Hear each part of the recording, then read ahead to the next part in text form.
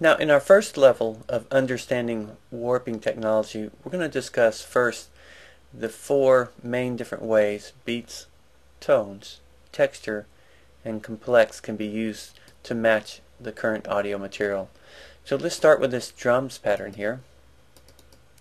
And we can see down here that we've got some beats in place, enabling warp, and now we can see the markers falling into place. Let's listen to this. And let's turn the loop on and playing again.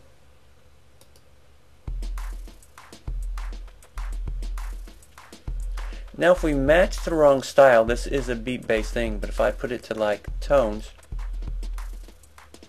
we hear that it can't re-synthesize or re-change this to the new tempo in a good way.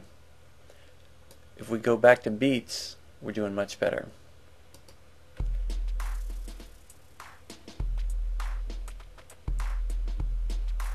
Again, back to tones.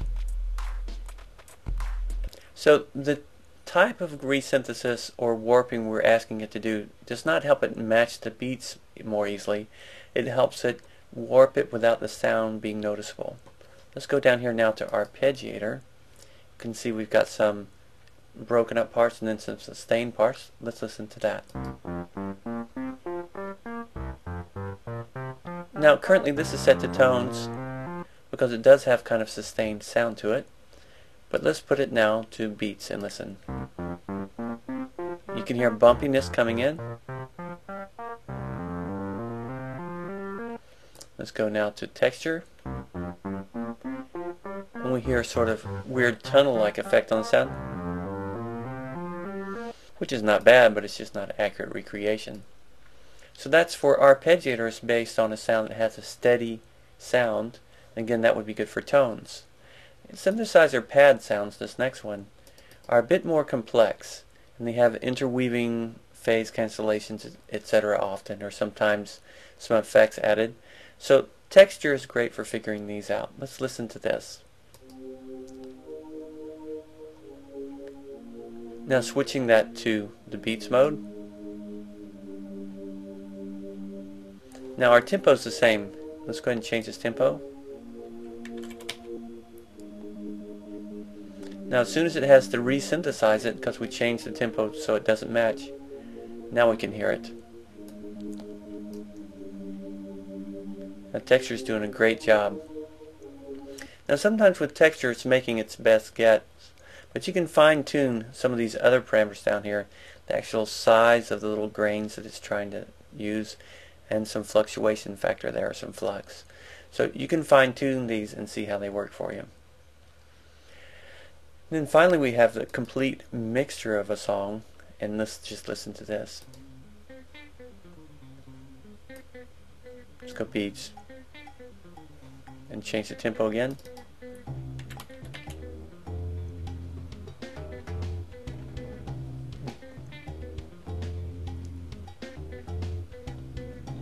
We can hear some bumpiness. Let's go to tones.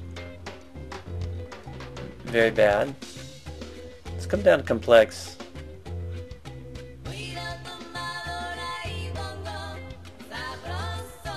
So bear in mind now that we're doing complex on this waveform. We've got bass, we've got guitar, we've got some couple of drum tracks with some percussion, and here we have a vocal. So this complex formula is trying to take into consideration any type of format of audio that might be in here combined together.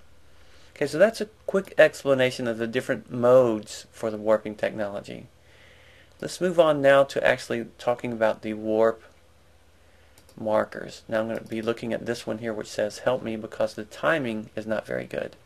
Let's zoom in and see what I mean. I'm pulling over. Here's where the first subdivision should be according to the audio.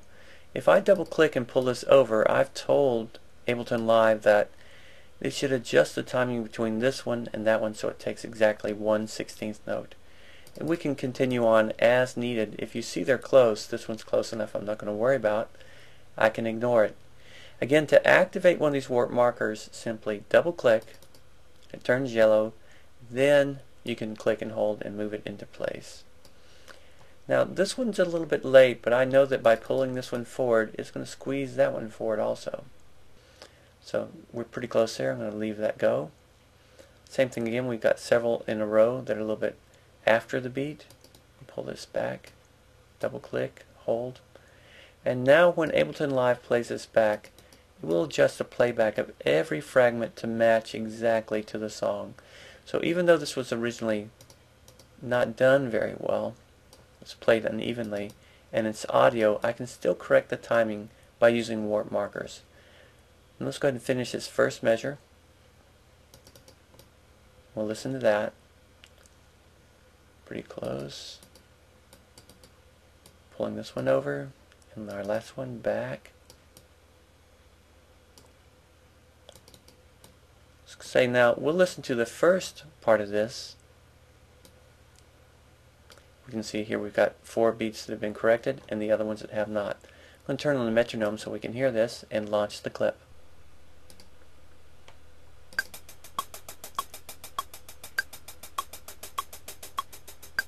So we can hear this is almost machine-like. Get sloppy over here. So you can improve the timing of an existing clip using your warp markers like we've done in the first part of this. You can do this to any type of material, whether it is a drum beat or not. And again, turning on your metronome will help you discern whether the clip really is lining up well. Okay, we'll stop here.